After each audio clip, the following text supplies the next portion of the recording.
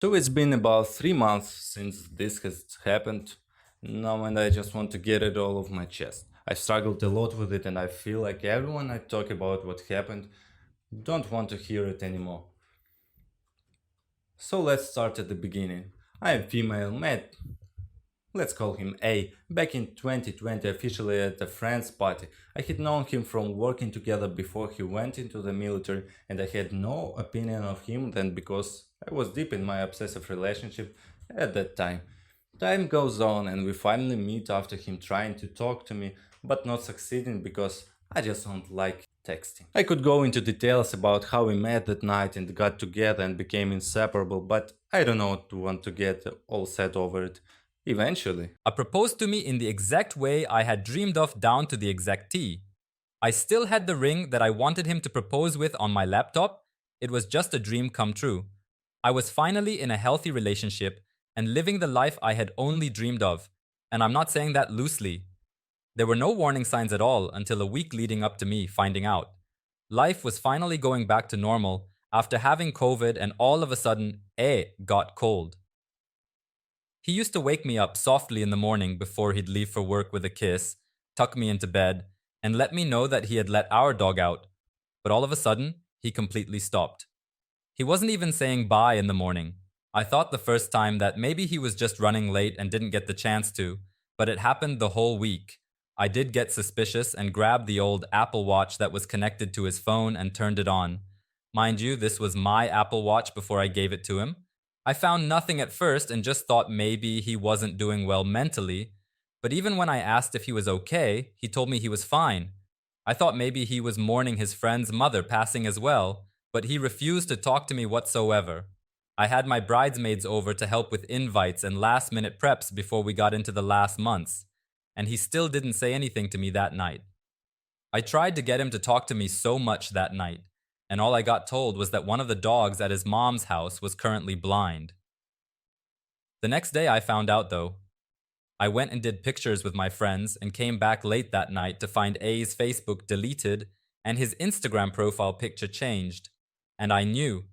I had been cheated on before, and I knew that if someone does those types of things, they are trying to hide their relationship. So I grabbed the watch, moved to the living room, and found my contact was changed from wifey and a picture of us to my name and a picture of the fucking Joker. Then I found the texts between him and a girl he worked with. I had the biggest panic attack ever because why would someone who had been very adamant about not cheating and had been cheated on before, so he knew how it affects people, could cheat on someone he claimed to be the love of his life? All of the times he was so loving towards me came flooding in and I couldn't breathe. I called my friends, one living 30 minutes from me and the other living across the country, to help calm me down, and I told them that I wanted to stay the night at home, then confront him. At about 6 a.m., I confronted him and asked him if he was happy and if he still wanted to marry me. He kept telling me that yes, he over me, and yes, he wanted me, but also he wasn't sure if he deserves to be married. After going around in circles for almost 20 minutes, I stopped him and told him that I'm not going to put up with the disrespect of cheating and the deceit. I went on and on about how I didn't deserve it, and if he wanted to open his mouth, I would have changed anything he wanted. He sat there in silence and didn't say a single word. I told him eventually that he wanted to talk. I'd be in the guest room. He left early for work and didn't say a single word. I found out he was still texting this girl and decided to tell him he cannot come back and that he was essentially a piece of shit for caring more about his friendship with this girl than the woman he was about to marry in 2 months. Since then, he's barely said 2 words to me, never said sorry, never explained himself, nothing. I'm slowly healing from it, but considering I planned my whole life around this man and the things we planned, I'm still struggling. The wedding day has come and gone. I didn't get any of my money back for the wedding since I almost everything in the wedding except the photographer. I lost everything in my life, and I'm constantly hurting and alone. He gets to live his life and pretend like nothing happened, while I have to explain to both mine and his family and friends that he wasn't faithful. I just want to be happy. But how can I be happy when I had it all before? Eventually, I won't feel his pain, but it's still very hard right now. Thank you for letting me finally vent about this. My husband and I are 42, married 9 years with 2 young kids. About 3 months ago, my world came crashing down when I discovered my husband was cheating on me. He had no intention of ending his affair and told me that I was free to see other men. Neither one of us wants a divorce. I am also a stay-at-home mom, so I can't afford to live on my own. I also don't have any family to help. A former colleague, 27mm of mine, offered me his coach until I got sorted out. Despite making it clear I was not interested in a relationship, a few nights in we had some drinks, and one thing led to another. Since then, he initiates intercourse every single night. I never turn him down because he is so good to me. He seems so happy and truly cares about my needs. Every weekend, he takes the kids and me on family activities like camping, going to the zoo, etc. He has mentioned looking for a bigger place so the kids could stay with us when I file for divorce. It's a weird paradox because on one hand, I feel appreciated and wanted, while on the other hand, I feel like a cheating slimeball. I also feel uncomfortable with the 15-year age gap. My husband tells me that I should stay home, and the kids don't understand why I leave. I desperately want to stay home, but until my husband is done with his fling, it's just too hard for me. My blood boils just at the sound of his phone receiving a message. His relationship with his AP is so bizarre, I know it can't last. She is married, but her husband participates or watches or something like that. He is always bragging about how she is so much more open sexually and lets him do things that I would never be okay with. I think this is some experimental exploration that will fizzle out. I feel exhausted and feel like I am living a double life. I go to the house every morning and take care of the kids until I put them to bed. I feel like there is no way out, and if it was not for my children, I would just off myself. I can't keep going on like this. I feel like I should cut ties with my friend before things become too involved and just stay home with my children. On the other hand, I feel like I should file for divorce and never forgive my husband. I ask this because I remember reading a sex confession about a guy that caught his GF cheating with 2 guys, and so because of that, he downgraded her to FUB. Then in the comment, another guy talk about how his buddy walk in to find his GF cheating with a random dude. So the guy buddy beat up the random guy, and that result in the friend going to jail. Also, I remember hearing 2 different stories where the wife found out their husbands was having an affair, so they basically tie the husbands down to the bed and torture them. In one case, it was that the wife meet with 2 of the husband's mistress and tie him to the bed. And in another, it was just the wife, either way, both story, and with the wife being charged with, I can't remember the legal term, but they went to jail for taking a hostage. That's the only few I can think of, but is it worth it to go to jail if it means getting even on a cheating spouse? Also, I should mention, I remember reading a post somewhere on the internet about a girl found out her BF was cheating, so she pretended to forgive him because they were supposed to move in together. And according to the GF, the BF never saved his money, so the GF convinced the BF to quit his little job because they were moving far, and that he could get a job in the area. So after all their stuff was moved in, she kicked him out and changed the locks. The last she heard, he was living homeless in his car, and pretty much all the people in the comments section was saying that she was wrong because she didn't have to ruin his life like that. Also, she mentioned that she's not afraid of her EX causes, she have a handgun, so if he even try to break in, she'll just shoot or something like that. Everyone was calling her psycho and telling her it was wrong. I found it funny. No idea if that story I read was true or not, but tell me, how far would you go to get revenge? I cheated on my lifelong partner. I unwisely confessed even though there was no pressing need to do so. I did so out of some fear that my secret would somehow eventually come out many years from now by some random happenstance. She was devastated, I told her several months ago. The intensity of her anger hasn't subsided, nor has her constant crying.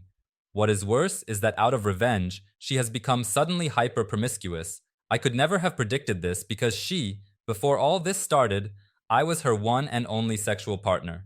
She's openly sleeping with many men and talking about getting wilder and wilder. She clearly isn't deriving pleasure from her outings either. Every time she does this, she comes back angrier than before and crying even more than before. She says that she is intent on sullying herself as much as possible in order to hurt me.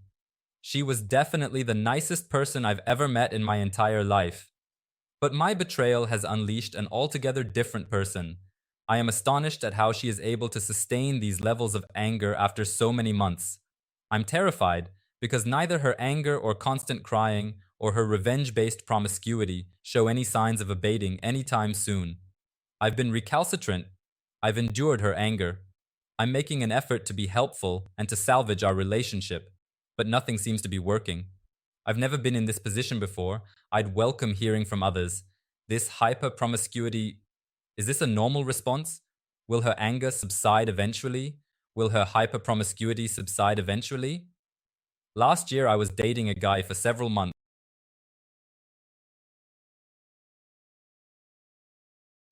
who I then learnt was double dating me and another girl throughout the whole time we were together. I left him there and then and was fuming for weeks on end. I'd imagine all sorts of scenarios to get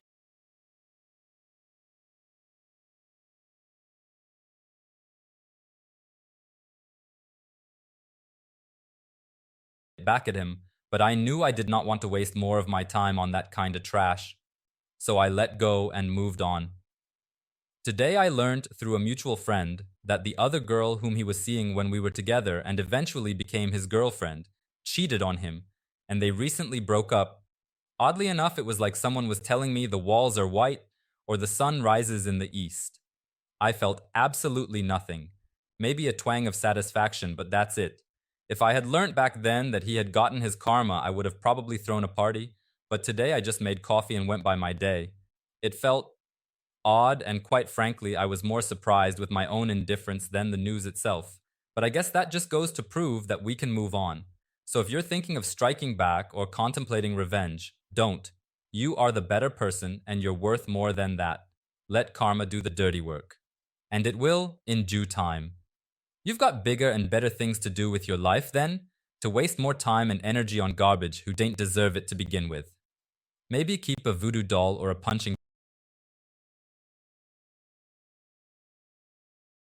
bag for therapy, lol. So recently broke things off with my ex because I found out she was lying and cheating on me virtually the entire time we were together.